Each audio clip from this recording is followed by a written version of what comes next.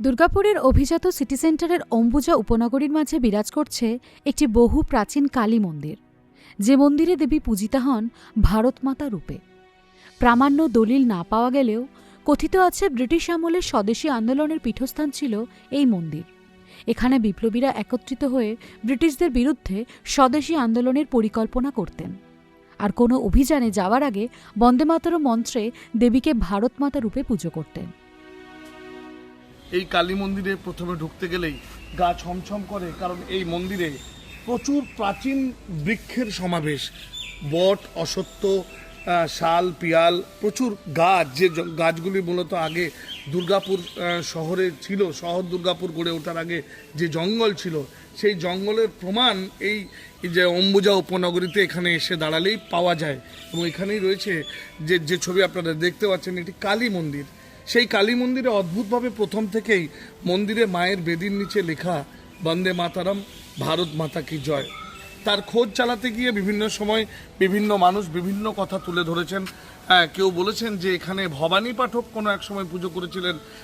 দেবী চৌধুরানীর উপন্যাসে ভবানী পাঠকের যে উল্লেখ আছে, সেই ভবানী পাঠক এখানে পুজো করেছিলেন। স্বদেশীদেরকে নিয়ে এখানে কোনো এক সময় পুজো পাঠ হয়েছিল, এমন অভিমত অনেকের। এবং বন্দে মাতারাম এবং ভারত মাতা কি জয়, আজও এই মন্দিরে পুজো যখন সকালে শুরু হয় সেই মন্ত্র দিয়েই শুরু হয়, এবং যখন আরতি দিয়ে মন্দির বন্ধ হয়, মাকে শয়নে পাঠানো হয়, ঠিক তখন বন্দে মাতারাম এবং ভারত মাতা কি জয় দিয়ে শেষ হয়। আমি বহুদিন ধরে এখানে আসি, ভবানী মায়ের মন্দির। আমার শোনা কথায় বিপ্লবীরা আগে এখানে আসতেন, বন্দে মাতরম ধরে নিয়ে তারা ভারতের সংগ্রামে অংশগ্রহণ করতেন। তারপর থেকে এখানে যে প্রচলিত কথা আছে, সমস্ত বিপ্লবীরাই মায়ের নাম নিয়ে দেশের স্বাধীনতা সংগ্রামের জন্য এগিয়ে গেছেন, সেই কারণে এখানে লেখা আছে বন্দে মাতরম।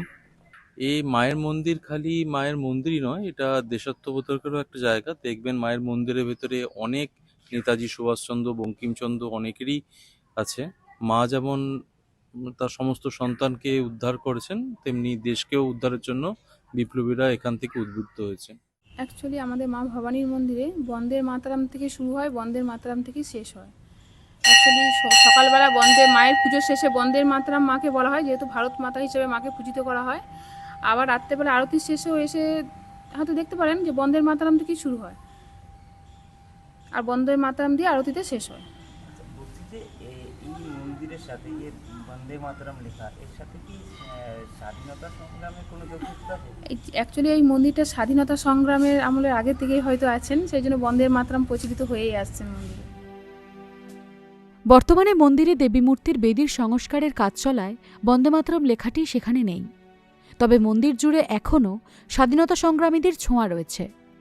মন্দিরের দেওয়ালে নেতাজি সুভাষচন্দ্র বসু, ঋষি বঙ্কিমচন্দ্র চট্টোপাধ্যায়ের ছবি তার প্রমাণ। দুর্গাপুরের ইতিহাসের সঙ্গে যারা জড়িত, দুর্গাপুরের ইতিহাসের বিবরণ যারা দিয়েছেন, তারা অনেকেই বলেছেন যে স্বদেশীরা আগে এখানে একত্রিত হতেন এবং মা কালীর পুজো করতেন ভারত মাতা হিসাবে। তারপরেই তারা কিন্তু দেশের জন্য সংগ্রামে অবতীর্ণ হতেন বিদেশিদের বিরুদ্ধে। দুর্গাপুর থেকে সৌমেন বন্দ্যোপাধ্যায়, ইটিভি ভারত।